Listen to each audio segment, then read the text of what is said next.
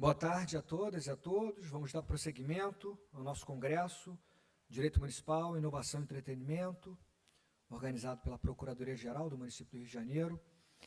E para esse painel inaugural da parte da tarde, nós vamos receber dois queridos amigos, professores, juristas, que vão falar sobre direito e entretenimento.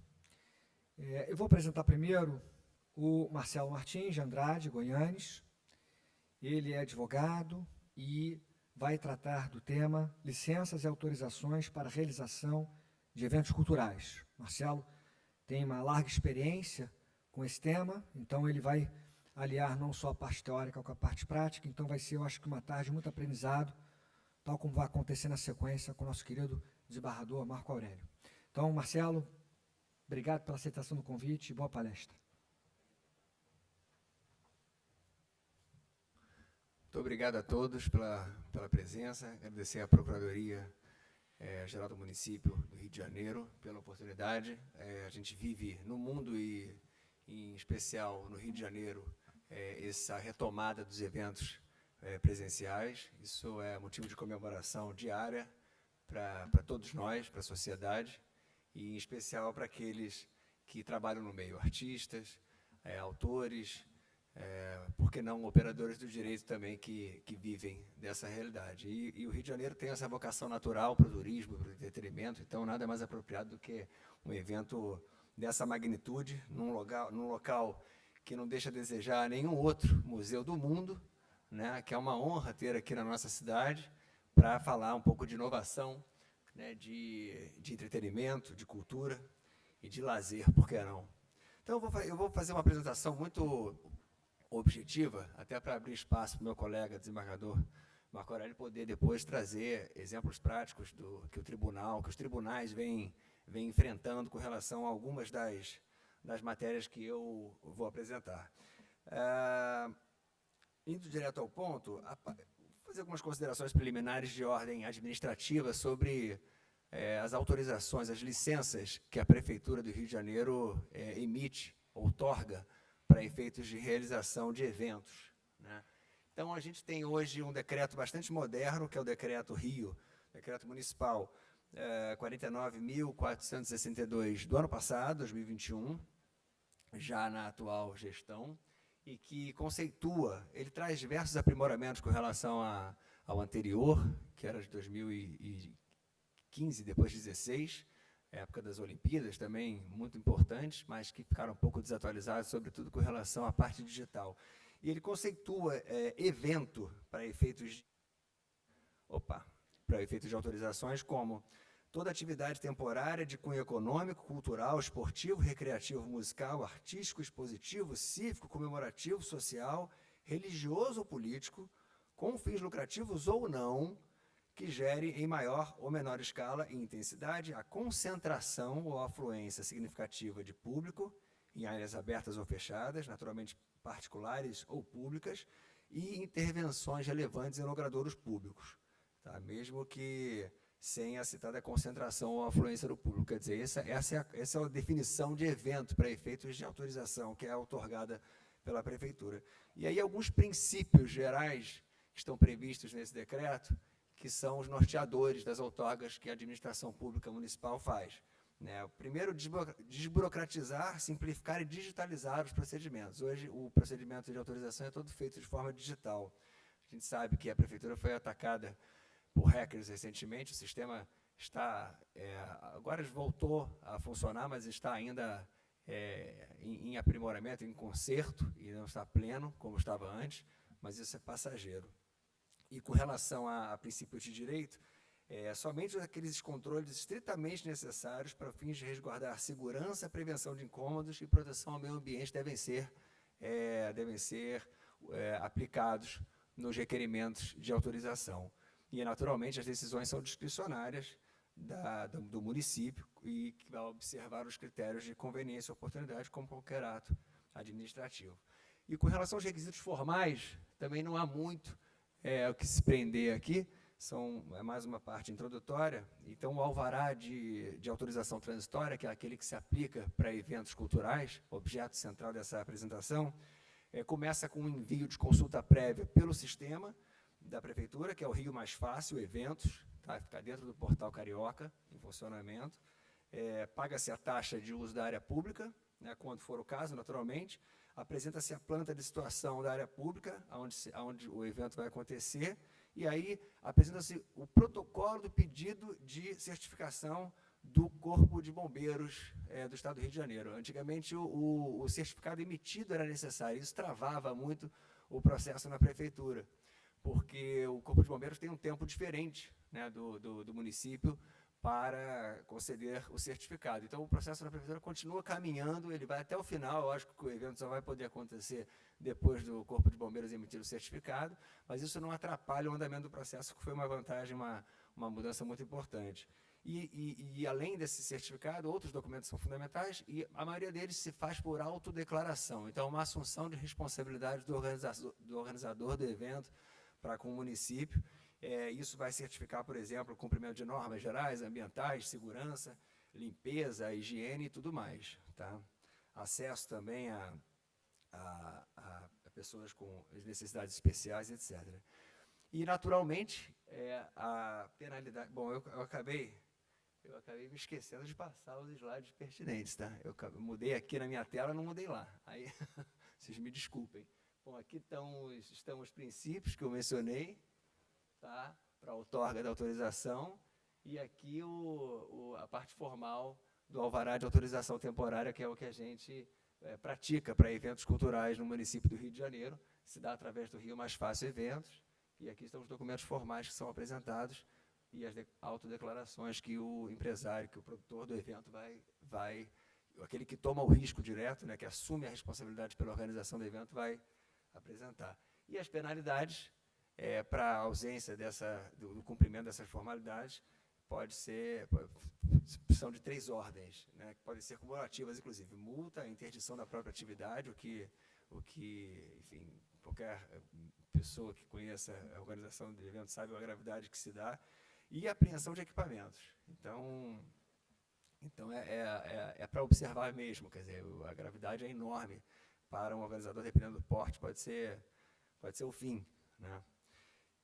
Bom, aí eu entro um pouco mais numa parte jurídica, que tem relação direta com licenças e autorizações também para a realização de eventos culturais, né? O primeiro deles, o direito de marca. Aqui a gente entra numa esfera conhecida como direito da propriedade intelectual, e que eu não vou também entrar em muitos detalhes, porque a gente vai ter uma apresentação mais tarde que vai falar de direitos autorais. Eu vou dar uma pincelada geral naqueles pontos em que as licenças são necessárias para a realização desses eventos.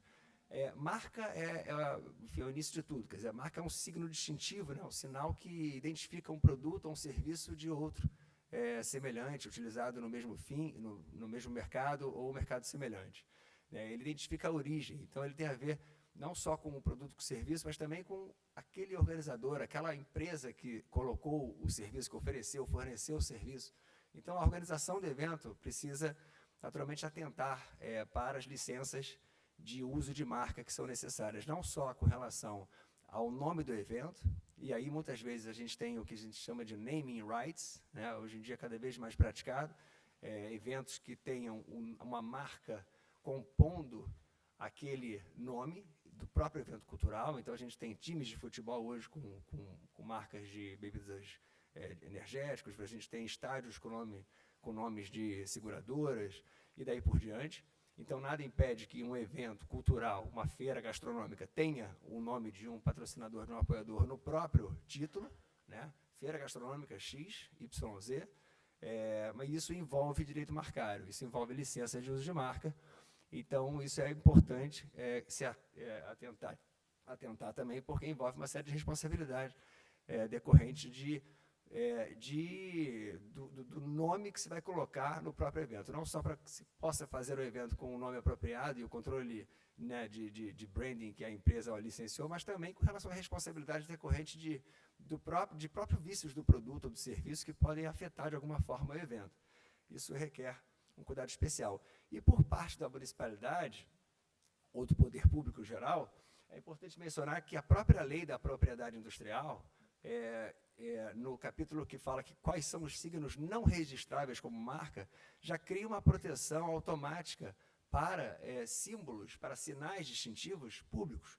Então, eu trouxe 3 incisos do artigo 124 da Lei da Propriedade Industrial que mencionam expressamente alguns desses sinais que não podem ser registrados como marca, a não ser pelo próprio titular. Então, brasão, armas, medalhas, bandeiras, emblemas, monumentos oficiais, né, públicos, nacionais e estrangeiros, não podem ser registrados como marca. Tá?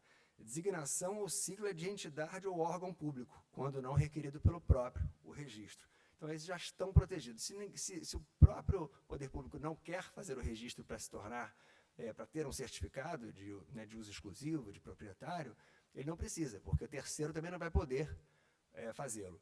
E aí, por fim, um inciso relevante, que é o que não é registrável como marca, é o nome de evento cultural, artístico, social, político, econômico, salvo quando autorizadas pela autoridade competente ou promotora do evento. Então, esses nomes, essas marcas, estão resguardadas com relação à sua proteção, mesmo que não registradas pelos titulares. Elas não poderiam ser por terceiros. Então, o direito de marca é algo que tem sempre que ser observado quando se trata da realização de qualquer evento artístico. Além do direito de marca, agora passando para o lado autoral, né, que o direito de marca está dentro do espectro da propriedade industrial, enquanto que o direito autoral faz a outro espectro que forma a propriedade intelectual, né, que fica acima, como o gênero desse hoje reconhecido como ramo do direito que cuida das criações intelectuais aplicadas à indústria e às artes. Mas os direitos autorais, e eu coloquei também direito da personalidade, porque a gente vai lidar com imagem de pessoas, com voz, com dados biográficos, com nomes, né? Os direitos autorais têm uma grande implicação quando se trata de evento artístico em geral, né? A gente sabe que cabe ao autor o direito exclusivo de autorizar ou proibir o uso das suas obras, né? Das suas obras, também das suas interpretações, das suas execuções musicais, de qualquer emanação do seu espírito, né? Curioso que a própria Lei de Direitos Autorais, 9.610, de 98, estabelece que o objeto de proteção autoral são as criações do espírito, expressas por qualquer meio, tangível ou intangível, conhecido ou que se invente no futuro. Então, a criação do espírito é, pela lei, pelo texto legal, o objeto de proteção do direito autoral. Então, qualquer criação do espírito que seja materializada, que seja concretizada, merece a proteção e deve ser previamente autorizada para que seja utilizada por terceiro. Sem a autorização prévia para que se utilize uma obra protegida pelo direito autoral, entende-se que aquela utilização é ilícita. A autorização, em tese, não pode ser posterior à utilização, ela tem que ser anterior. A lei estabelece isso. É lógico que, através de um acordo, de um contrato, uma autorização posterior pode retroagir ao início do uso e, com isso, eliminar qualquer risco de responsabilidade. Mas é algo a se pensar, começar um evento sem autorização de todos aqueles que vão participar, contribuindo com as suas criações do espírito. Ou interpretando criações do espírito de terceiros, que é o caso do artista intérprete ou executante, que tem o direito, mais uma vez cometi o erro de não passar o slide, mas está aqui, como é o caso do artista intérprete ou executante. O artista intérprete ou executante tem direito autoral conexo, que é o direito de interpretar ou executar uma composição, por exemplo, uma coreografia musical, uma obra teatral, a partir de uma obra de autoria de terceiro. Uma pessoa cria, né, uma obra, cria um roteiro, e o ator vai interpretar aquele personagem que foi criado pelo roteirista. Isso é uma interpretação, também gera direitos autorais, mas da ordem conexa, os direitos vizinhos, como alguns chamam também. Então, esses dois tipos de direito autoral, o direito de autor e o direito conexo, têm que ser autorizados por quem quer que venha participar de um evento cultural, de um evento artístico, no Brasil e no mundo, mas, naturalmente, no Rio de Janeiro também é assim. Então, quando se vai contratar um cantor, músicos, executantes, bailarinos, dançarinos, ou poetas para declamar poesias, peças de teatro, qualquer tipo de manifestação artística, é essencial que um contrato seja redigido, seja assinado, prevendo a licença ou a cessão de direitos sobre aquelas interpretações e a autorização de uso das obras subjacentes, das obras de autoria, que podem ser próprias ou de terceiros, mas que estejam ali sendo interpretadas. A ausência disso caracteriza a violação de direitos autorais em determinados pontos, em determinados usos, até pirataria, né? Então, essa é a base do que se precisa pensar em termos de autorização. Bom, quando se toca em direitos da personalidade, que aqui eu entro no Código Civil, né, e cujo artigo 20 causou uma enorme polêmica desde a entrada em vigor do Código Civil de 2002, e essa polêmica foi desfeita em 2015, no julgamento de uma ADI pelo Supremo, a famosa ADI das biografias, que a gente vai falar rapidamente. É importante ressaltar que, quando se trata da utilização de imagem, e aí voz, dados biográficos e nomes, qualquer pessoa, pela letra da lei do Código Civil, é necessário que haja prévia autorização se a utilização se der para fins comerciais. É isso que diz o texto do Código Civil no artigo 20. Então, qualquer utilização de imagem de terceiros para fins comerciais demanda uma autorização prévia. Quando esse artigo entrou em vigor e dispôs sobre uma matéria que até então só era regida pela Constituição Federal, no artigo 5º, quando falava que a imagem era inviolável, enfim, era um dispositivo mais aberto dos direitos e garantias fundamentais, o mundo, os operadores de direito e também os artistas, herdeiros, titulares de direitos de obras biográficas, ficaram perplexos para entender o alcance dessa finalidade comercial que o artigo 20 falava. Muitos entenderam que qualquer finalidade comercial poderia impedir que uma obra fosse veiculada com o nome de uma pessoa sem autorização. E aí vieram ações judiciais de pessoas famosas impedindo, por exemplo, biografias. A gente teve, né, um caso famoso envolvendo o rei Roberto Carlos, e que impediu a veiculação de uma obra biográfica escrita sem autorização, uma biografia não autorizada, e que saiu de circulação, depois gerou até repercussão criminal.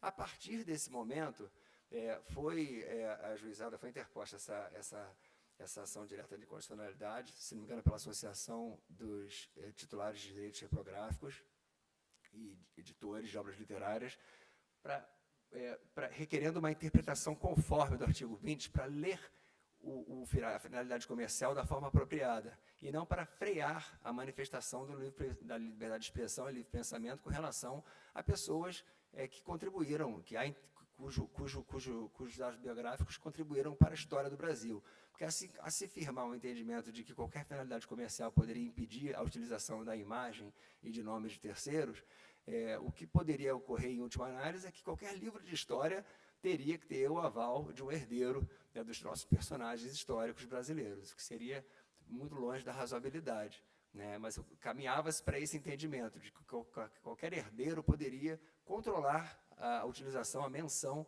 do nome, da imagem, dos dados biográficos dos seus antecessores.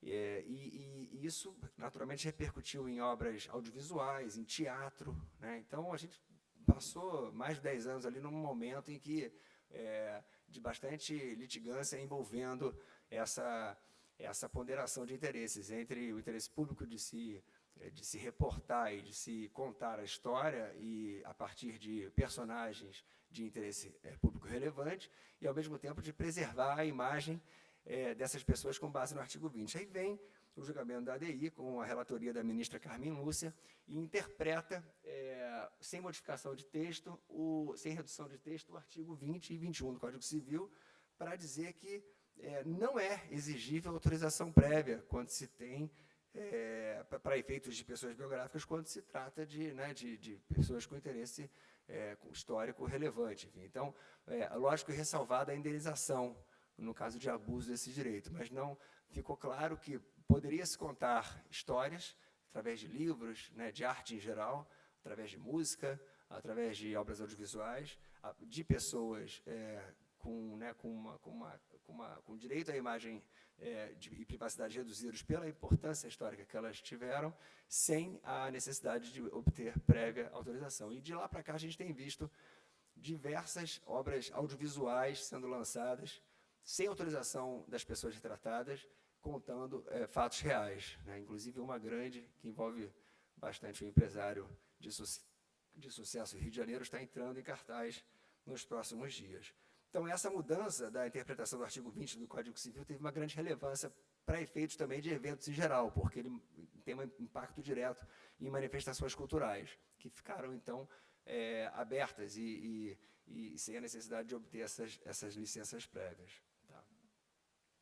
Bom, e aí no que toca a direitos autorais, e aqui eu coloquei direitos autorais do lado de personalidade, porque os direitos autorais morais têm um conteúdo do direito da personalidade também. Então, as interpretações são bastante comuns quando se trata de infração ou de entendimento de autorização prévia para esse tipo de direito. Alguns princípios, esses que estão no quadro, são obrigatórios de se entender sempre que se for buscar qualquer tipo de licença ou autorização. A interpretação de negócios jurídicos envolvendo esses direitos é sempre restritiva. Então, um contrato que um organizador de um evento queira fazer com um artista para se apresentar em público, precisa mencionar tudo o que aquele organizador pretende fazer com aquela obra depois do próprio evento. Pode ser que ele tenha em mente que aquele evento pode se desdobrar numa série para uma plataforma de streaming, ou pode se revelar um álbum de figurinhas, que está então em moda agora, ou uma boneca, uns brinquedos para criança. Aquilo tudo só pode ser feito posteriormente, sem uma nova autorização, se estiver previsto naquele primeiro contrato de realização do evento. Por isso que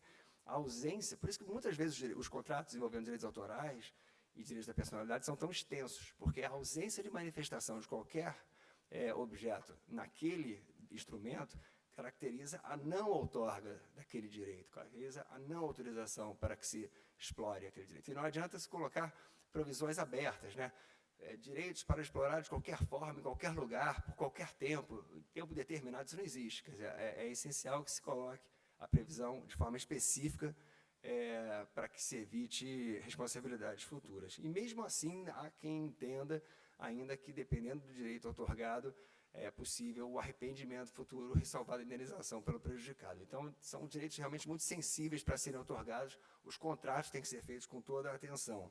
E outros princípios são esses: a independência das modalidades de utilização, cada modalidade tem a sua previsão expressa, então a ausência de menção não comporta a outra, a autorização tem que ser sempre prévia e expressa, e os direitos autorais são sempre de composição dúplice, patrimonial e moral. Não adianta, o moral não é alienável, ele não é renunciável sequer. Então, os direitos morais têm que ser sempre respeitados. Mencionar o nome, o título da obra e o nome do autor, respeitar a integridade, e dentre outros que a lei fixa e que o autor não pode renunciar, salvo em casos especiais, como, por exemplo, quando obra arquitetônica, quando há mudança de fachada, etc.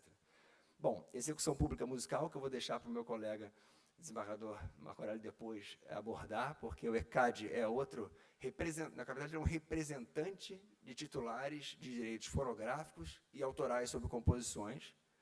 Os direitos fonográficos também estão dentro do objeto de direitos conexos do autor. E, naturalmente, o ECAD, por ser esse representante, é quem outorga, no caso de gestão coletiva, a licença para a execução pública musical. O que é a execução pública musical? É quando a pessoa toca a música no rádio, na televisão, na plataforma de streaming, no cinema, num show, de qualquer forma. E aí, se não houver essa licença prévia, o evento estará infringindo a lei de direitos autorais na parte musical e, portanto, sujeito a multas também, até mesmo interdição, até mesmo interrupção no curso do evento.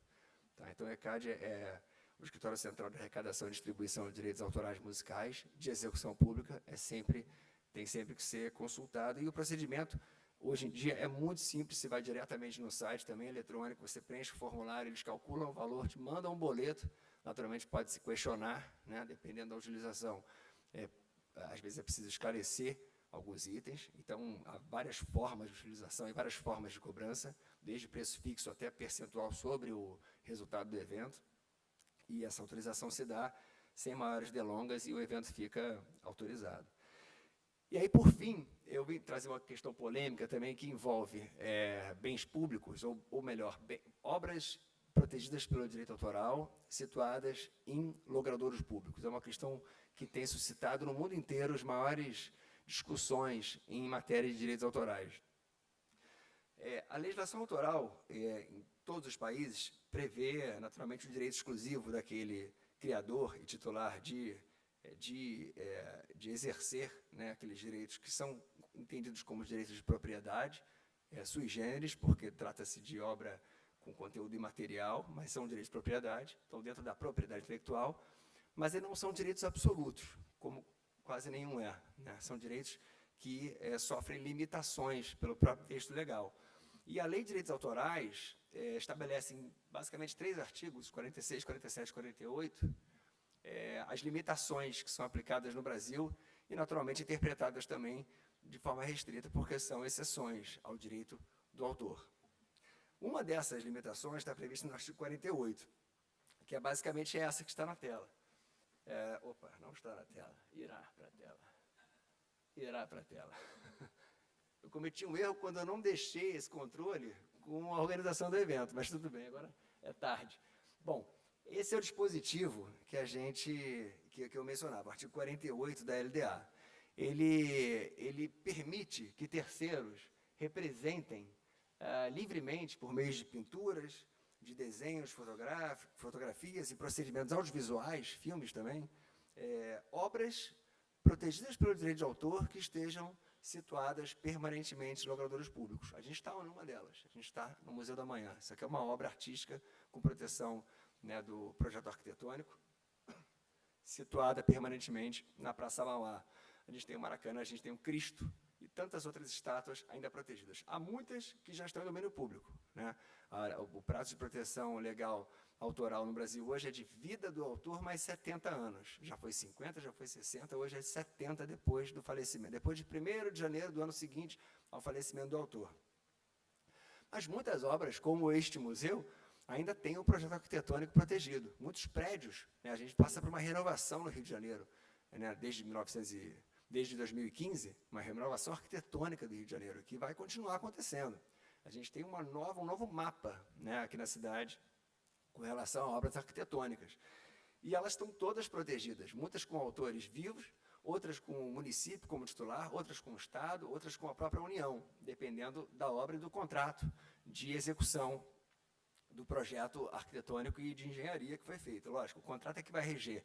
Na ausência do contrato, é o autor, pessoa física, que é o titular. Isso é importante lembrar. O direito autoral é todo baseado em contratos. Na ausência de contratos, é a pessoa física que vai ser a autora e titular. Não existe pessoa jurídica autora no Brasil. Isso é importante. Então, sem contrato, é o autor. Eu não me lembro agora o autor do Museu da Manhã, mas é um arquiteto. Não estou de olho. Mas isso, enfim, é uma realidade, porque a gente percebe que os contratos não são feitos muitas vezes, né? A gente percebe autorizações que muitas vezes vão até de WhatsApp hoje em dia. É uma loucura, mas é o dia a dia, né? Áudio autorizando a utilização. E aí, né, haja cartório para fazer ata notarial, enfim, custo para isso. Então, considerando esse dispositivo, e que há diversas obras protegidas ainda, é importante entender qual é a dimensão, porque há diversos conflitos envolvendo, por exemplo, cenas audiovisuais, de novelas, de séries, que passam perto do Cristo, que passam perto do Maracanã e que geram conflitos. Não sei se aqui alguém se lembra, mas na época que foi gravada a série Rio, Eu Te Amo, que é de uma série internacional, daquela Series I Love You, né, que tinha Paris, Nova York e tal, quando gravaram uma cena com Wagner Moura perto do Cristo, fazendo uma reflexão da vida, a Cúria foi contra a utilização da imagem do Cristo. Isso gerou uma discussão enorme que acabou resultando num acordo e que a cena se manteve e foi para o filme. Se não me engano, dirigido até pelo Fernando Meirelles. Mas essa discussão é tão longa que ela já foi ao STJ algumas vezes, ainda não há posicionamento pacífico. Em resumo, para a gente não perder muito tempo aqui, e eu passar a palavra, o entendimento atual é que quando existe finalidade comercial naquela utilização da obra permanentemente localizada no logrador público, tem que haver uma prévia autorização do titular. Agora, a finalidade comercial está presente em quase tudo na vida hoje, né? Um post no Instagram de um dentista tem finalidade comercial, porque ele quer promover o serviço do dentista, né? O serviço para os colegas dele. Uma obra audiovisual, lógico que tem finalidade comercial. O artista, o produtor, precisa receber por aquele trabalho, é o trabalho dele, né? O cantor também, ele trabalha, o ofício dele é se apresentar. Então, o que não tem finalidade comercial? No trânsito da cidade, o palhaço que fica brincando ou fazendo circo na frente dos carros também tem finalidade comercial, que é receber o valor dele, né? Então, o que não tem? Apontar uma decisão apenas que qualquer uso com finalidade comercial depende de autorização prévia, me parece ainda pouco para se entender o alcance daquilo. E aí a jurisprudência foi revelando que, na verdade, quando se trata de utilização de obra permanentemente situada, mas para finalidade de divulgação do patrimônio histórico, artístico, turístico, paisagístico daquele local, aí não. Aí sim está previsto no artigo 48. Aí está dentro das limitações. Aí não é o caso de se buscar uma autorização prévia. Agora, se vem uma marca comercial querer colocar um anúncio de um refrigerante, de um sabonete do lado de um monumento protegido, aí se entende que é necessária a autorização. E a gente tem, inclusive, um precedente bastante interessante do Rio de Janeiro, bem recente, aqui, de relatoria da desembargadora Jorge de Carvalho Lima, e que vai justamente nessa linha. Aqui se tratava de uma vinheta de novela, portanto, uma obra com natureza comercial, uma televisão aberta, fazendo uma novela de grande porte, e que retrata objetos de arte localizados em locadores públicos, e nem por isso foi impedida de utilizar, mas teve que se defender. Então, ela é uma questão que merece atenção especial, sobretudo em eventos. A gente está num evento, né? O Direito Municipal de Inovação e Entretenimento é um congresso que tem no seu material de divulgação uma representação fotográfica do Museu do Amanhã. Não é verdade? Mas é uma finalidade que se entende dentro daquela permitida pela Lei de Direitos Autorais. Portanto, não caracteriza a violação. Agora, na dúvida, lógico, convém buscar a autorização com o titular e fazer essa análise. Esse assunto é tão relevante que diversos países legislaram de uma forma, países federativos legislaram na União, né, no Poder Federal, permitindo que os estados e municípios dispusessem da forma que lhes conveniesse. Então, Paris tem, por exemplo, uma legislação que protege os monumentos públicos e exige autorização prévia para qualquer tipo de filmagem. Percebeu-se um valor naquilo e uma possibilidade de oferir receita para o poder público diante das autorizações que se dá para fotografar, para utilizar em filmes a Torre Eiffel, né, enfim, o Petit Palais, enfim, o Napoleão, qualquer tipo de tantos monumentos históricos que Paris tem, justamente isso serve como uma fonte de receita incrível. Então, a gente tem no Reino Unido também uma limitação para projetos arquitetônicos e esculturas, mas não para arte gráfica. Então, a arte gráfica tem que ser previamente autorizada. Quando é arquitetura e escultura, não. Também um país, né, repleto de obras históricas, muitas delas já em domínio público. Lá a gente chama de fair use, né, esse tipo de autorização. Então, esse é um ponto para se atentar, e o próprio município vê a possibilidade de licenciamento quando se dá para finalidade comercial. É uma forma de receita que pode ser relevante em eventos culturais, em eventos artísticos. Aqui um resumo desse último tema, que é talvez o mais polêmico que eu tenha tocado, né, e que há a necessidade de se observar, né, um equilíbrio entre esses interesses e também um respeito ao direito autoral, também ao moral, porque quando se usa essa imagem, mesmo que autorizada, mesmo que não haja necessidade de se buscar uma autorização prévia com o titular, há necessidade de se mencionar o autor, porque é direito moral do autor ter o nome dele mencionado em qualquer utilização. Esse direito é um dos mais desrespeitados. A gente sabe que nas rádios, quando uma música toca, no final o locutor dá o nome dos autores, dos compositores, né, o artista que interpreta. Mas quando a gente vê em jornais, por exemplo, fotografias, raramente você vê o crédito correto do fotógrafo. Geralmente se coloca reprodução ou agência tal. O certo é você colocar sempre o nome do autor, porque isso é um direito moral muito desrespeitado no Brasil e no mundo, né? O poder público pode oferir renda com essa exploração de bens, é uma fonte de receita e naturalmente, de preservação, né? Porque a gente não quer ver esses monumentos todos, nem projeto arquitetônico, nem esculturas, nem monumentos mal representados, mesmo que não dependa de autorização, é importante se respeitar aquela representação, né? Sob pena de se amanhã fazer, né, qualquer uso que não seja com integridade daquela obra original, tá? E as decisões hoje são muito abertas ainda há risco, mesmo em caráter artístico, cultural, paisagístico, turístico, de utilizações dessas obras serem interpretadas como utilizações com finalidades comerciais e daí gerarem responsabilidade para o organizador do evento, para o titular daquela obra, daquela feira. Então, eram essas as considerações iniciais. Eu peço agora para o meu colega desembargador Marco Aurélio Bezerra de Mello vir aqui trazer as decisões que vão endossar ou contrariar essas colocações. Muito obrigado a todos. Tá?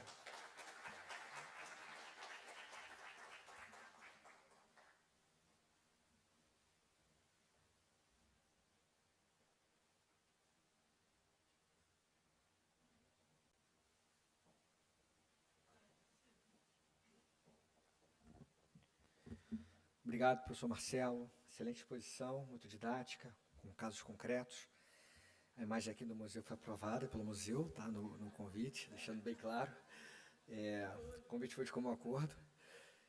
A gente vai dar prosseguimento a esse painel com um querido amigo, professor, né, de todos nós, desembargador Marco Aurélio Bezerra de Mello, que é doutor e mestre em Direito pela Estácio Sá, professor do PPGD da Estácio, meu querido colega, professor do IBMEC, e que vai tratar de um tema bastante também importante em relação a esse assunto que o Marcelo também já explorou, que é o tema agora da responsabilidade civil dos particulares e do poder público no âmbito do entretenimento.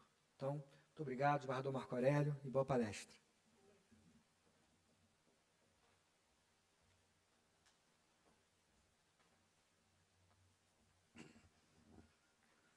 Bom, boa tarde a todos, a todas. Desculpa, não é Covid, eu realmente estou com um pouquinho de dor de garganta. Já fiz o exame, quem está reclamando é o meu nariz. Vocês sabem do que eu estou falando, né? Primeiramente, eu quero saudar a todos, na pessoa do Dr. Daniel Bucar, que também é meu colega no IBMEC e é o procurador-geral do município, ao Dr. Rafael Oliveira, referência em direito administrativo no Brasil, Dr. Marcelo, que me antecedeu com essa exposição brilhante, que com certeza é muito mais agradável que a minha, porque eu vou falar de desgraça, né? Falar de responsabilidade civil pressupõe o dano, não há responsabilidade sem a existência do dano, e a gente vai lembrar aqui algumas situações terríveis que já vivenciamos. Saudar também a minha querida amiga, grande advogada, secretária de Cultura do município, doutora Érica Gavinho, e dizer da minha alegria de estar em um evento, como disse o doutor Marcelo, de entretenimento depois da pandemia, né? A gente tem com ele, eu quero sublinhar o que você falou, que a gente tem que agradecer muito estarmos aqui hoje reunidos em torno de entretenimento, de diversão, já que ficamos privados, sofremos, e o que não falar dos artistas. Estão todos saindo da toca. Se notarem, tem show já marcado. Paulinho da Viola, Chico Buarque, o Milton Nascimento vai fazer uma pelo Brasil inteiro, que ele diz que é o último. Tem também, tem vários artistas, eu poderia... Lulu Santos eu assisti recentemente, um baita show. Então, a gente está revivendo. Isso é maravilhoso, graças à ciência, graças à vacina, graças a tanta gente a quem temos que reverenciar e agradecer, e outros tantos lamentar. Também gostaria de, inicialmente, lembrar a todos da importância da diversão, sob o ponto de vista filosófico, psicológico. Pascal já dizia que a única saída para evitarmos o tédio, que nos conduz à depressão e muitas vezes até ao suicídio, é a diversão. Ele tem um trabalho que ele chama-se Diversão e Tédio, e até um trabalho de filosofia e religião. Engraçado que eu li esse trabalho, ele fala muito sobre a perspectiva da Igreja Católica, a importância para o cristão, digamos assim, se alegrar. E essa alegria evitar, com certeza, um pouco de esquecimento dos rigores da vida. É isso que buscamos, muitas vezes, no entretenimento. E lembrando a importância, sob o ponto de vista econômico.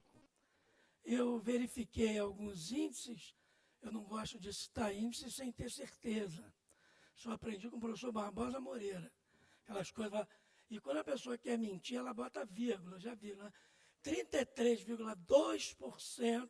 Quanto mais vírgula você colocar, mais parece que é científico, né? E que é real.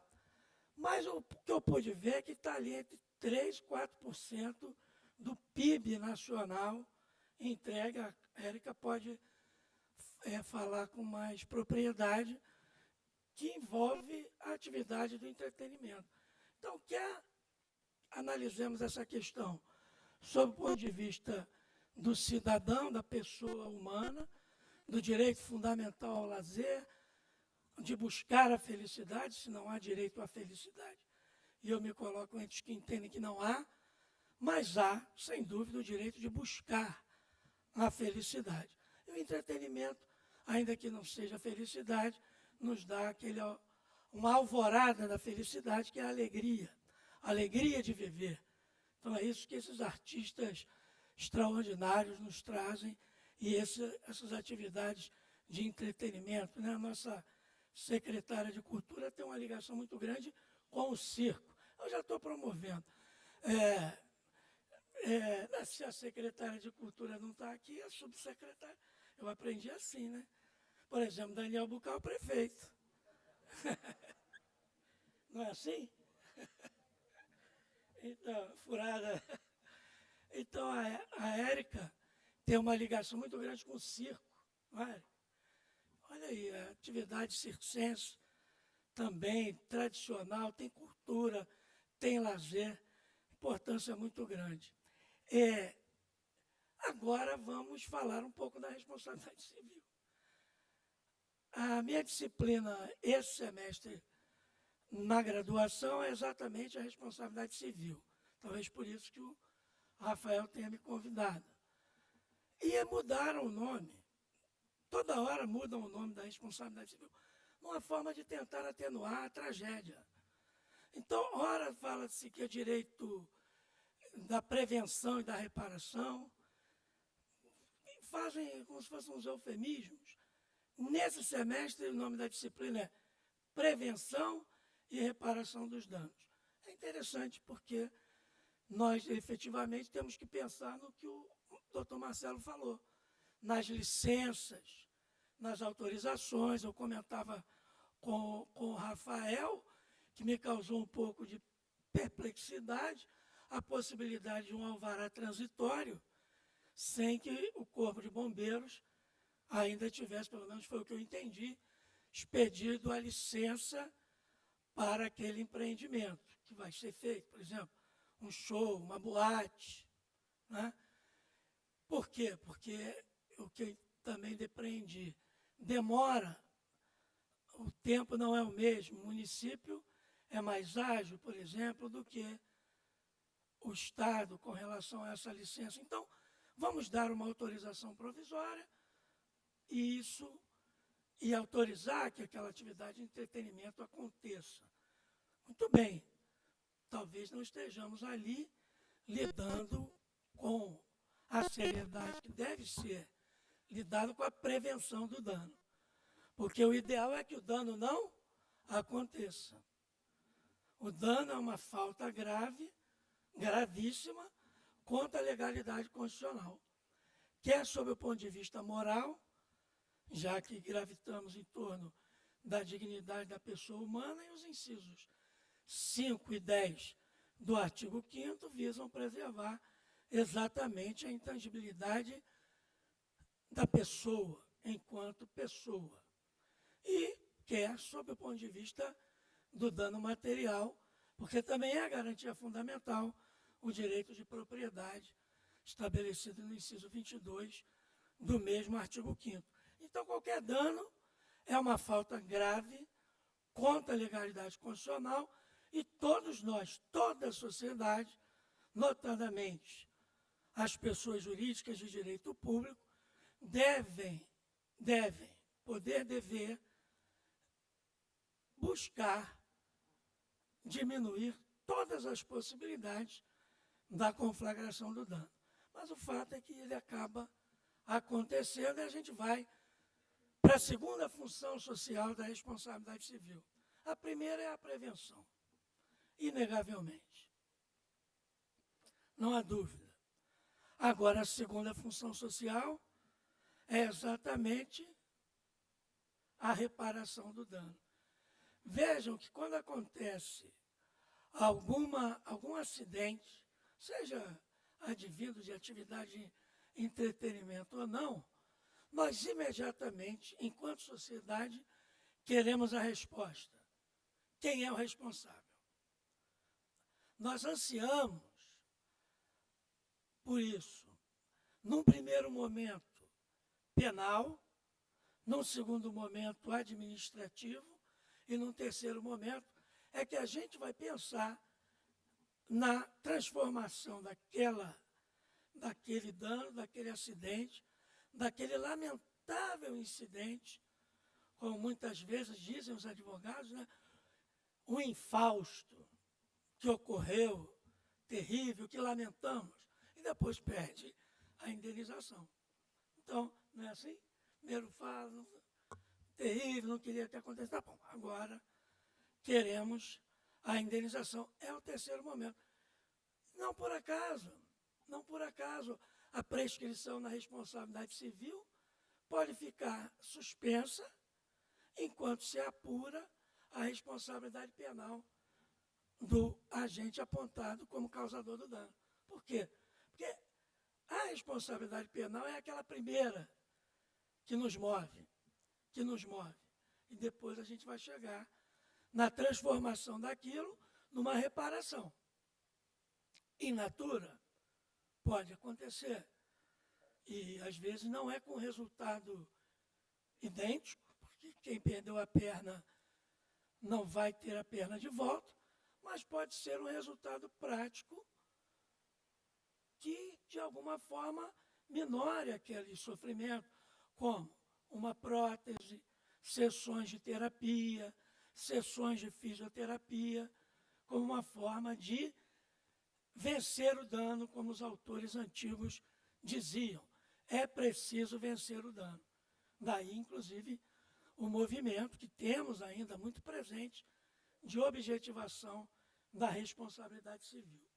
Então, vejam, os mais antigos, aqui a mesa não, a Érica também não, todos jovens, mas o doutor procurador, que eu tive alguns embates quando era defensor público e atuava na defesa de comunidades, na regularização fundiária, tive o privilégio de tê-lo como ex-adverso.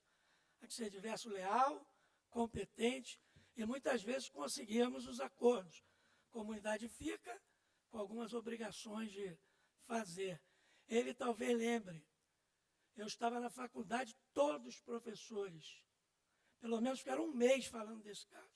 Era o professor de administrativo, professor de penal, professor de civil, ela parava para discutir um caso, 31 de dezembro de 1988, né? Réveillon, caso Batomushi 4, aqui em Botafogo, uma embarcação que cabia 62 pessoas, foram colocadas 142 pessoas. Uma embarcação que, na sua origem, não tinha terraço, foi construído um terraço.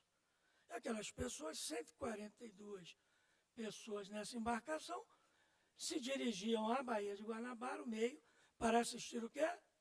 Para assistir o espetáculo que o município proporciona ao mundo inteiro, aliás. Não, a propriedade material já, que é a queima de fogos que nós temos ali na orla de Copacabana e adjacências. Quando os fogos pipocaram, as pessoas foram para frente e a embarcação adernou, gerando 55 óbitos, vários danos, herói que conseguiu salvar um terço das pessoas. Uma pessoa que, inclusive, ganhou medalha, virou filme, enfim. Uma embarcação que teve a coragem. Outros tantos passaram ao largo porque, não, hoje é Réveillon. Tu não vai morrer aqui agora, né? No dia do Réveillon. Aí nem demonstrando também um pouquinho do nosso egoísmo. E ali, entretenimento, felicidade, alegria, se transformando numa tragédia.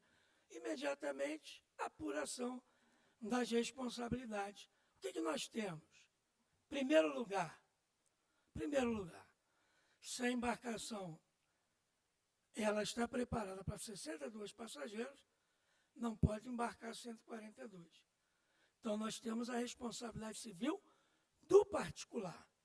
Naquela época não tinha o Código de Defesa do Consumidor. E os advogados tiveram que lutar, meu caro professor Daniel, que é especialista em responsabilidade civil e contratos, tiveram que lutar pela culpa provada. E que era simples, porque a culpa ela estava explícita. Mas se essa situação acontecesse hoje, sabemos todos nós que a responsabilidade civil ela é objetiva, regida pelo Código de Proteção e Defesa do Consumidor. Então, o artigo 14 do Código de Consumidor, ele ainda tem a ocasião de afirmar que a responsabilidade independe de culpa e dizer que respondem todos aqueles que estão envolvidos na cadeia de consumo, em solidariedade. Então, vejam que a vítima do dano hoje, tanto os familiares enlutados, como aqueles outros que sofreram danos físicos, que ficaram vivos, eles hoje teriam uma situação mais confortável com relação à reparação civil, porque ela independe de culpa, ela gera solidariedade, ela possibilita a desconsideração da personalidade jurídica numa teoria menor, bastando demonstrar a impossibilidade financeira, patrimonial da pessoa jurídica para atingir o patrimônio do sócio, e as vítimas atacaram exatamente o patrimônio da pessoa jurídica de direito privado, que era sólida e foi à falência. E aí vem uma questão importantíssima. Pessoas jurídicas de direito privado vinculadas a atividades de entretenimento dirigidas a um grupo considerável de pessoas, não pode, desculpa a franqueza, sequer começar a pensar em anunciar o evento sem antes ter um seguro de responsabilidade civil de eventos, que é um tipo dentro do seguro de responsabilidade civil de terceiros. Você tem um seguro de responsabilidade civil de terceiro no acidente automobilístico, você tem vários tipos de responsabilidade civil, seguro de responsabilidade civil de terceiros. Tem um típico dentro dessa tipicidade de seguro, que é o seguro de responsabilidade civil, chamada seguro de responsabilidade civil de eventos. E por quê? Exatamente, vejam, essa empresa ela foi à falência. Quem vocês imaginam que também foi chamado à responsabilidade? Quem? A União Federal. A União Federal por quê? Porque a União Federal possibilitou que a embarcação saísse. Ela não poderia sair com aquele número de pessoas.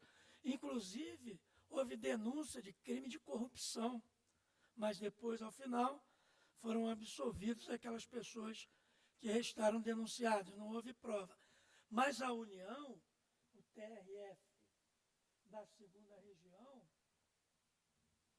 eu não vou ler, evidentemente, a ementa, mas esse pedaço aqui do caso Batomush é muito significativo na decisão do TRF2 contra a União. As da empresa privada correram, evidentemente, no Tribunal de Justiça do Rio.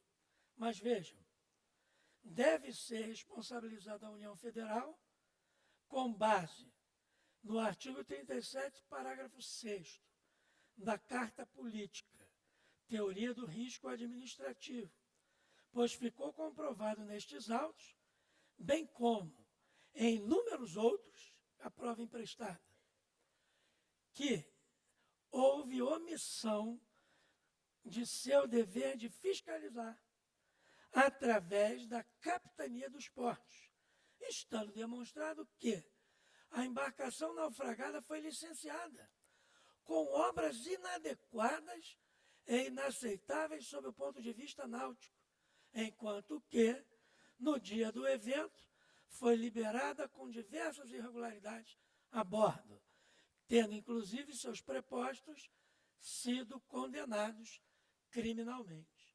Quer dizer, prepostos que fizeram aqui. Era uma embarcação feita em Fortaleza em 1970, que ela foi recauchutada e fizeram um puxadinho. Você não tem esses puxadinhos? Tem muita briga no município nos puxadinhos. Então fizeram um puxadinho na embarcação e botaram uma onda, e aí óbito de várias pessoas. Também, circo, Pernambuco, Leão, acaba a apresentação. Criança dentro do shopping, o circo montado dentro de um shopping center em Pernambuco, no Recife. Criança se desprendeu do pai em algum momento. É sempre o pai, a gente, né? A mãe não ia desprender, foi sempre o pai. Então a criança se desprendeu da mão do pai e foi o leão com a pata, puxou a criança e devorou a criança. Responsabilidade civil solidária do circo e do shopping center. Ambos estão na cadeia de consumo. Aí vamos pensar, o município poderia responder? É sempre uma questão de nexo causal. O ponto mais difícil do direito dos danos é o nexo de causalidade. Porque muitas vezes as pessoas confundem condição com causa. Você pode dar condição. Você deu carona para a pessoa, você levou ela no circo. Você disse que ali não tinha perigo. Não, pode, deixa ela brincar aí. São condições, você não tem uma relação de causalidade se o leão devorou a criança. Então, essa relação de causa e efeito, ela é naturalística, mas ela é também normativa. E nós temos uma teoria no direito brasileiro, às vezes muito esquecida e muito confundida, que é a teoria do dano direto e imediato, no artigo 403 do Código Civil, com a subteoria da necessariedade da causa. Então não adianta ter ocasião, não adianta ter condição, tem que ter causa, uma relação direta e imediata entre a causa e o efeito. A União responde porque a União, simplesmente, o preposto da União, o agente da União já estava em vigor o parágrafo 6º do artigo 37, até porque se não tivesse a Constituição anterior, já não era tão explícita quanto a atual, mas a responsabilidade já era objetivo. O grande novidade dessa foi incluir as concessionárias de permissionárias desde 46, que a responsabilidade do Estado no Brasil é objetiva com a Constituição Democrática de 46. Eu fico falando aqui, eu fico com medo danado, com o Rafael que está aqui do meu lado. Aliás, você vê como é que são as coisas, né? Eu falei, por que eu aceitei esse evento de direito público se eu sou teimosamente um professor modesto de direito civil há 28 anos? Aí, olha como é que são as coisas. Segunda-feira agora, foram aprovadas as câmaras de direito público. Uma notícia, para quem não sabe, Tribunal de Justiça já estava em mora, era quase inadimplemento absoluto aquilo, mas acabou instituindo 6 câmaras de direito público, uma de empresarial, e vão ficar 20 câmaras de direito privado. E aqui, por que o Rafael tem essa importância toda? Porque a minha Câmara eu fiquei vencido, eu queria ficar em direito privado. E a minha Câmara é uma das 6 mais antigas que pode escolher. Os 4 colegas querem direito público. Aí, se eu nego ao Rafael, como é que eu vou ligar para ele depois para ficar tirando dúvida? Porque você pode ter certeza que seu telefone, aquela música, seu telefone vai tocar. O seu telefone vai tocar, porque eu estou desesperado. Fazer um curso de tributário, né? Não, a gente já vem julgando o direito público, mas agora os holofotes vão dando uma corda, né? Passava meio despercebido entre sei lá, entre um remédio que não funcionou direito, entre a queda num bueiro, um servidor que não recebeu lá Agora não, agora os holofotes, 6 câmeras. E vão olhar para você como especialista, coisa que eu não sou. Então, foi bom, né, ter aqui. Então, eu fico falando essas coisas só olhando. Se ele fizer assim, ó, aí vocês me avisam se eu estou falando alguma besteira. Mas o fato é que o grande problema da responsabilidade civil é efetivamente o nexo causal. A grande luta do procurador do Estado, do município, é a interrupção do nexo causal, que às vezes é muito difícil, gera muito voto divergente. Tem um caso em Brasília, só para uma notazinha de rodapé no entretenimento. Um caso em Brasília, criança, ato infracional, medida socioeducativa e internação. A criança foge do internato distrital, se arma no fim de semana e dá um tiro e mata uma criança de 4 anos de idade. A ação de indenização contra o DF, que administrava o internato. 3-2. 3-2. Embargos de divergência, 3-2. De um lado, o ministro Teori Zavascki entendendo que houve a interrupção do nexo causal, que entre a fuga e o tiro teve um lapso de tempo na avisada do ministro Teori, saudoso ministro, grande jurista, estive com ele em alguns momentos, posso afirmar que era um de notório e notável saber jurídico, e além de tudo um homem muito polido, muito ético. Ele entendeu que teria havido a interrupção do nexo causal. Se há interrupção do nexo causal, responsabilidade civil estatal está. O Estado está livre. O município, o Distrito Federal. O ministro Luiz Fux, que estava lá ainda, entendeu que não, que havia uma omissão específica para o Distrito Federal. Aquela criança, pela decisão judicial da internação, ela não tinha que estar naquela vila de casa de onde ela sacou a arma. Então, ele entendeu que a relação de causalidade estava presente. Então, vejam a dificuldade. 3-2, quem é que está certo? Quem é que está errado? Tem certo e errado. O que tem é uma grande dificuldade na identificação realmente do nexo causal. E não adianta vir com tese, recurso repetitivo, repercussão. Não adianta. Isso é que nem essa repercussão geral do direito ao esquecimento. Na boa, com todo respeito.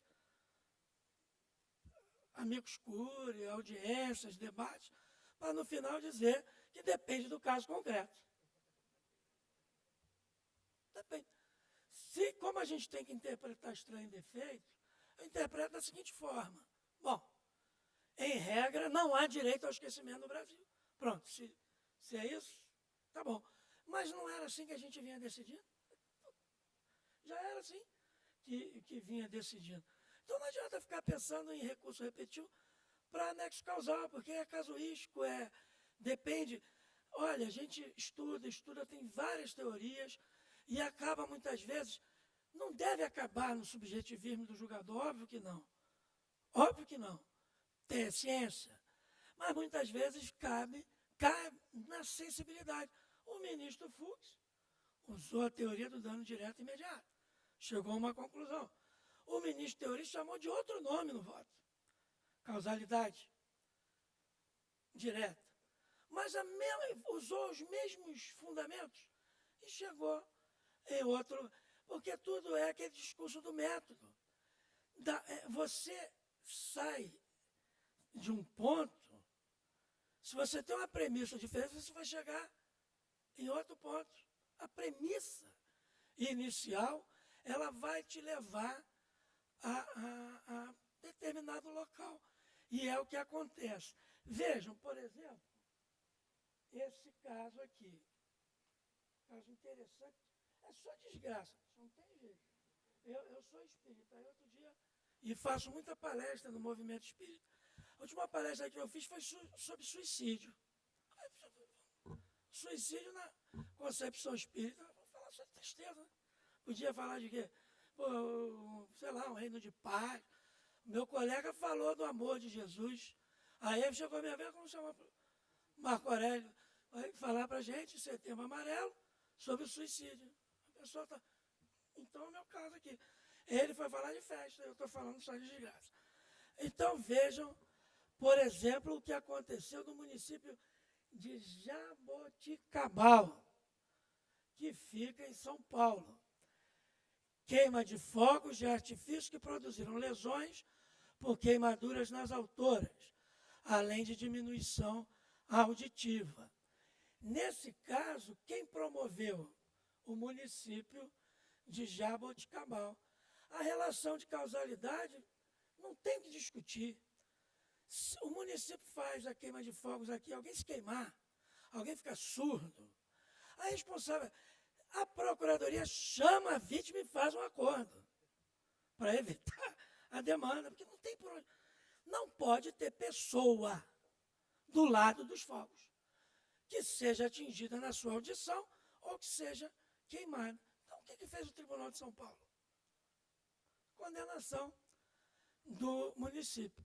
Outra questão, município de Batatais, também em São Paulo. Acidente provocado por um boi em evento promovido pelo município de Batatais. Animal que escapou do local onde deveria permanecer e arremessou o autor, causando-lhe fratura do tornozelo, que necessitou de cirurgias e fisioterapia. Responsabilidade civil objetiva do Estado. 37, parágrafo 7, se quiser usar o Código Civil, também tem. Não falta artigo para a responsabilidade civil do Estado. Por quê? Porque o Estado aqui é o dono da bola. Outro dia eu quase fui engraçado. Foi um negócio, eu falei assim, gente, se acontecesse isso, eu ia passar vergonha o resto da vida. Eu ia virar piada para o resto da vida. Eu e minha filha, a gente ia sendo atropelado por um pônei, lá em Vargem Grande. Eu sou baixinho, iam fazer... Como é que não iam fazer piada? Eu já estava preparado. Eu tenho uma filhinha de 7 anos, estou passeando em Vargem Grande. Vocês sabem, quem conhece Vargem Grande é depois do Recreio. É lá longe, muito longe. Um reino distante, muito distante. Que nem aquele desenho. Então eu estava lá passeando, uma área rural. Veio um pônei, saiu correndo. E ele veio na minha direção. Eu com a minha filha assim, aí ele virou. E eu fiquei lívido. Eu falei, gente, atropelado por um pônei em Vargem Grande, Érica, olha isso aí. Ia ser terrível. Eu estava preparado para jogar minha filha para o lado. Ou quem sabe, eu não jogaria minha filha para o pônei. A gente não sabe, né? Uma vez eu com a minha mulher, eu fugi de um boi, subi no barranco e deixei ela sozinha. Ela me cobra até hoje. Sabe onde é que foi? Bolívia. A gente estava passeando, interior da Bolívia. Ainda éramos noivos. Colega nossa, professora Daniela, de processo civil, ela teve a chance ali mesmo de fazer o quê? Não casar, né? Mas aí ela persistiu no erro, também agora, casamos em 2000, são 22 anos, já era. Prescreveu.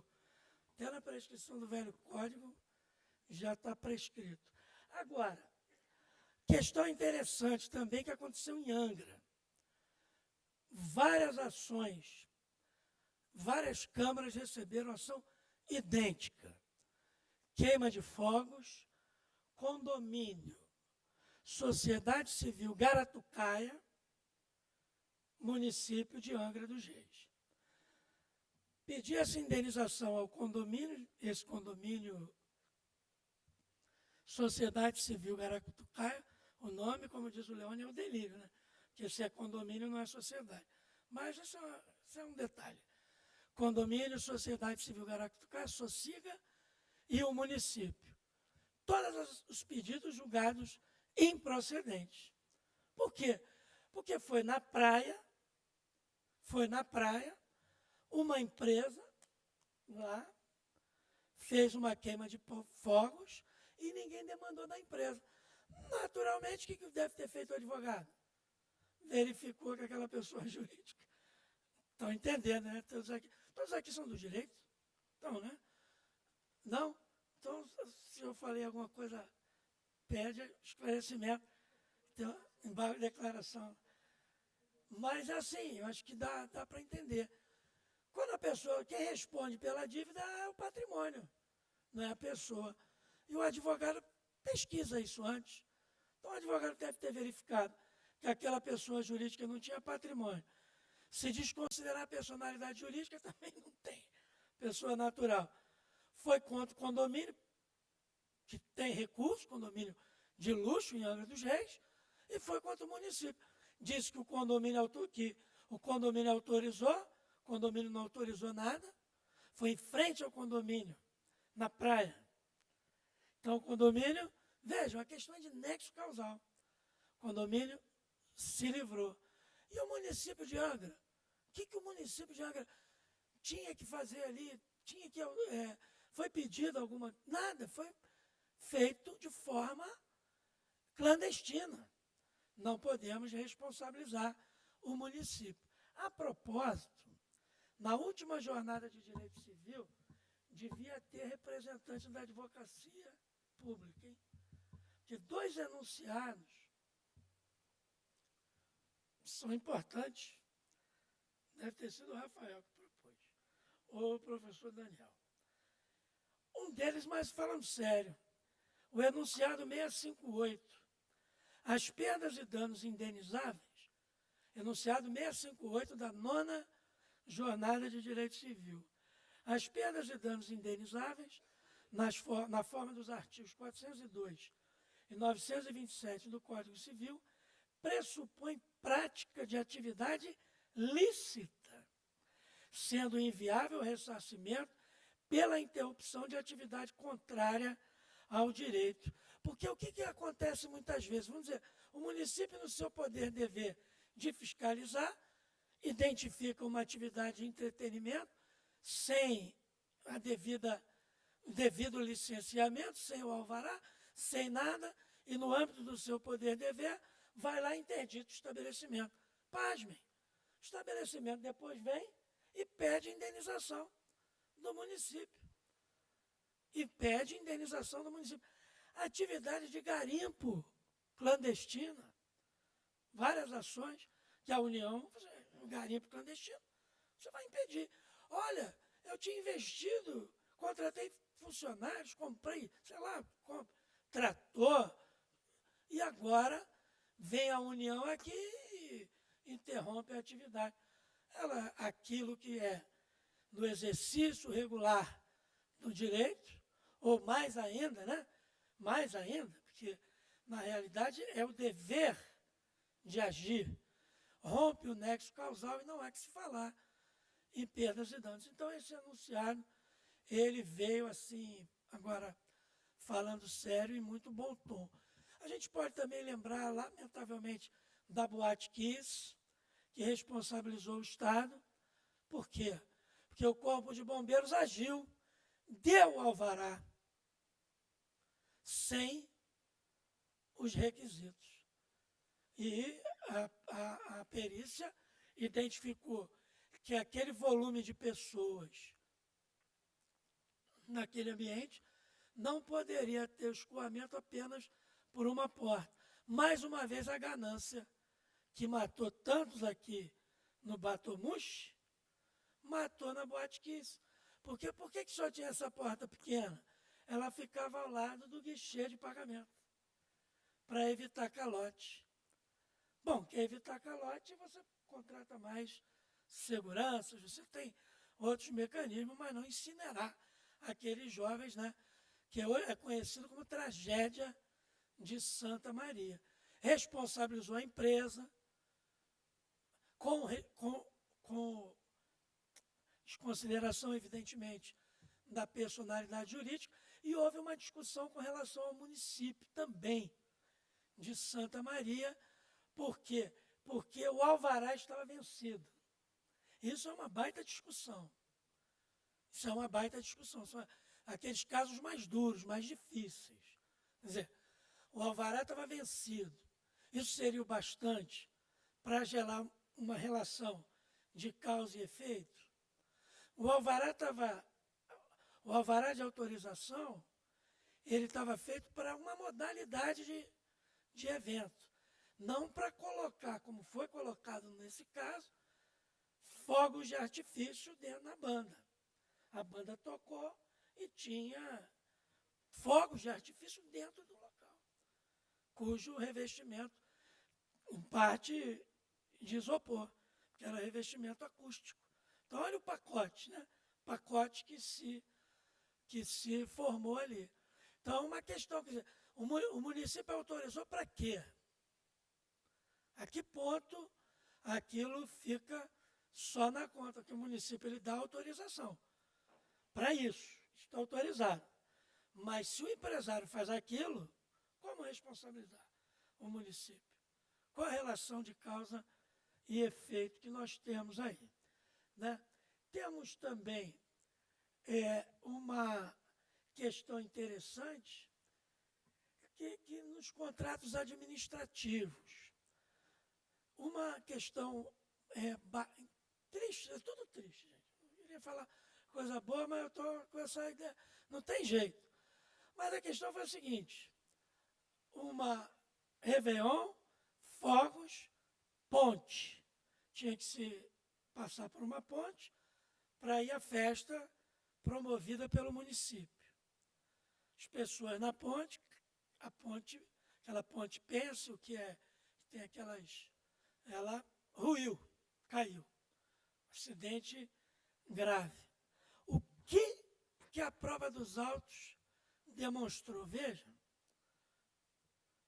a placa que tinha que dizer que passava um carro por vez, ela estava apagada.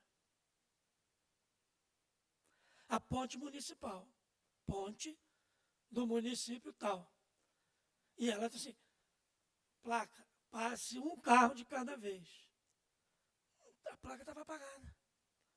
Nós temos aí uma omissão específica? Temos. E não foi de outra forma que o tribunal julgou, responsabilizando o Estado. Eu já estou vendo que meu tempo está acabando.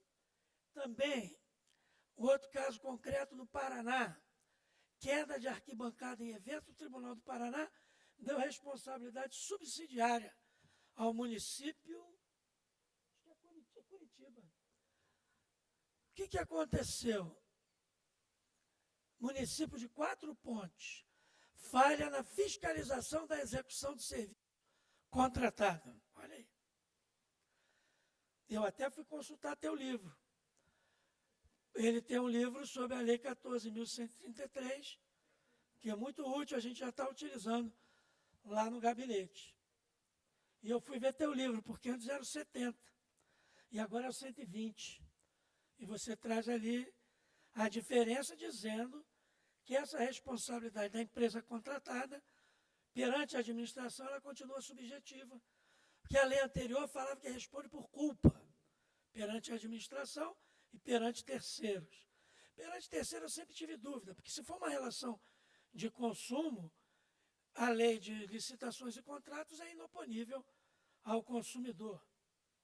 Assim vejo a questão, mas frente à administração não tenho dúvida que ela é fundada na culpa. Então o professor Rafael sustenta só, melhoraram a redação e melhoraram mesmo.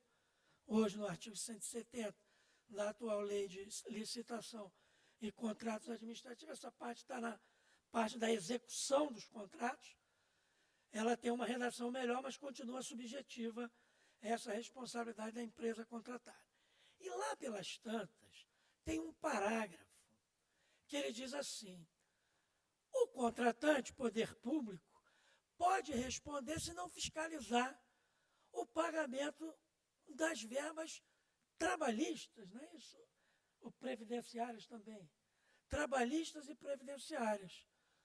Já há julgamento, utilizando por analogia para outras responsabilidades, e foi o que aconteceu aqui, exatamente aqui, no Tribunal do Paraná. O Tribunal do Paraná utilizou o artigo 70 da então lei, ela ainda tem uma vigência aí de 2 anos, né? Que deram a ela. a discricionariedade da administração. Mas o que aconteceu aqui foi o seguinte: evento realizado pelo município e por empresas privadas. Contrato administrativo firmado pelo município e a empresa Jeane. Eu não gosto de entregar a empresa em ementa, mas esse cara, o desembargador, entregou. Para o fornecimento, outra coisa que eu aprendi a fazer, eu fazia antigamente, eu falava assim: o dano moral ainda foi muito modesto.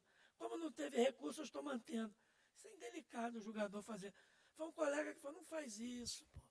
Às vezes o advogado não recorre, como é que você vai fazer um negócio? Aí já tem bastante tempo que eu não faço isso. Mas esse desembargador não, ele vem para cima. Aí ele diz aqui, ó, empresa Jeane para o fornecimento da arquibancada. Previsão de responsabilidade civil exclusiva. É isso que diz o contrato. Da contratada e de dever de fiscalização do município. Correspondência com o artigo 70 da Lei 8666 de 93. Descumprimento do dever de fiscalização. Responsabilidade subsidiária do ente público. Raciocínio análogo ao utilizado pelo STF na ação direta de constitucionalidade 16, ao julgar a constitucionalidade do artigo 70, impondo a responsabilidade do ente público pelos encargos trabalhistas. Então, vocês vejam, a lei fala em responsabilidade trabalhista. O STF estendeu, e o Tribunal do Paraná estendeu da extensão. Então, aquilo lá que eu aprendi com você, da legalidade restrita, ó, pode deixar quieto, porque quando se trata de responsabilidade civil, é indúbio pro mísero. É aquele, como o caso aqui, da pessoa que perdeu um membro do corpo. E já concluindo, que a gente fala concluindo, dá uma alegria, né? A pessoa não consegue nem disfarçar. Ele vai parar de falar. E eu aprendi com o meu saudoso mestre, amigo, guru, professor Capanema, que quando o palestrante ele fala concluindo, ele tem que concluir. Porque já viu gente que fala assim, concluindo, fala mais meia hora. Isso aí é uma desgraça. Então, eu vou concluir. E eu vou concluir com o quê? Com uma notícia boa para... Eu vim aqui na Procuradoria do Município. Museu do Amanhã, lindo, mesmo chovendo.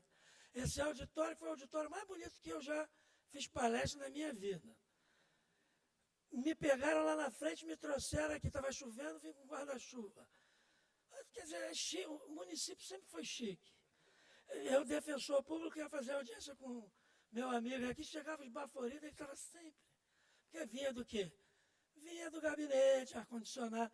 E eu era aquelas baias que tinha no fórum, 4 varas cíveis. A Érica foi minha estagiária, lembra bem, né? Aí eu chegava já, e ele lá. Então, eu não posso, com esse tratamento, não trazer uma boa notícia. E a boa notícia é o enunciado 659 da 9ª Jornada de Direito Civil. Qual é? Ele diz: o reconhecimento da dificuldade, isso é fundamental para a advocacia pública. O reconhecimento da dificuldade em identificar o nexo de causalidade não pode levar à prescindibilidade da sua análise. Sabe por quê? Porque começou-se a falar muito em erosão dos filtros que seguravam a responsabilidade civil.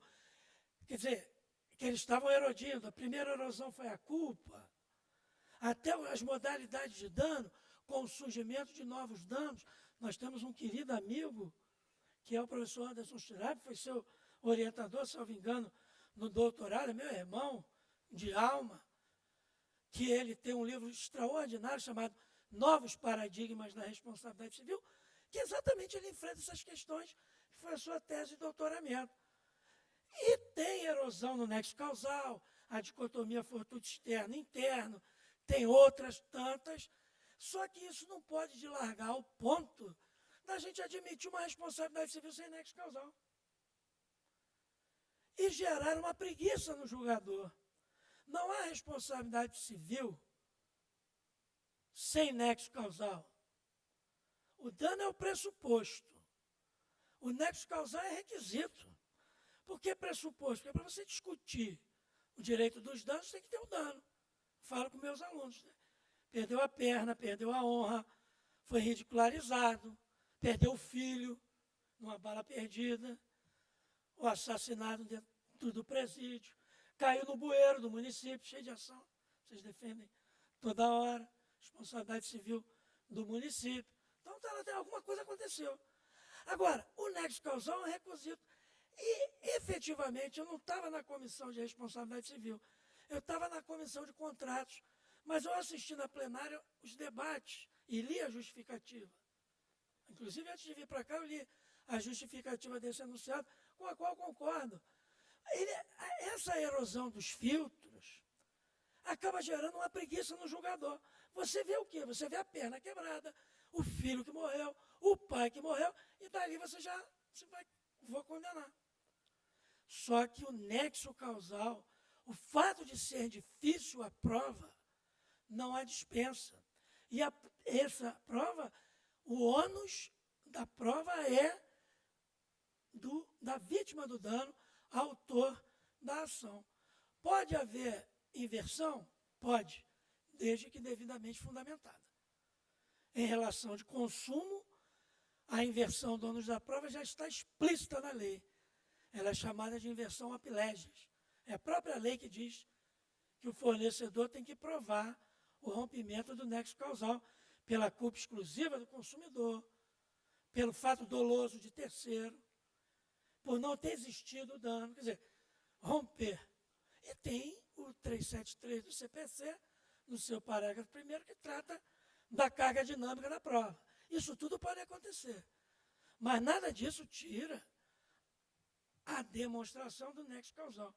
Porque tudo que a gente está falando aqui, da responsabilidade civil do município e também das empresas da atividade de entretenimento, gravita em torno da relação de causalidade. Né?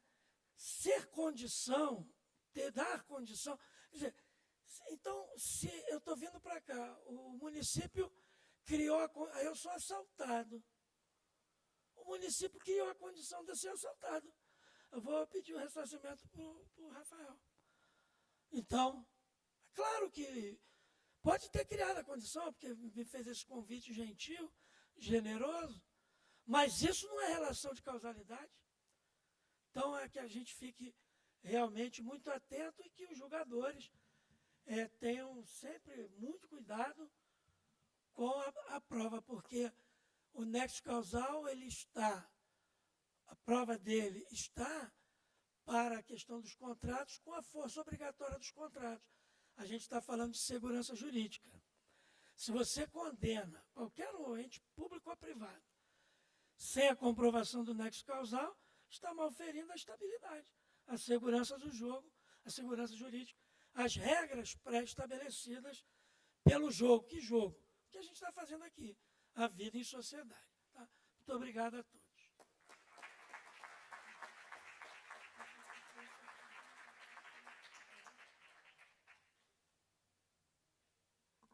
Obrigado, desembargador Marco Aurélio. Excelente palestra. Quer dizer que as câmaras de direito público ganham muito com a sua presença. E antes de ser um grande civilista, você é um grande jurista. Então, estão muito bem compostas essas câmaras, especialmente com você. E é melhor lá do que câmara criminal, né? É melhor. Mas, enfim, vamos fazer um pequeno intervalo de até 10 minutinhos e a gente volta com o próximo painel. Até daqui a pouquinho. Obrigado.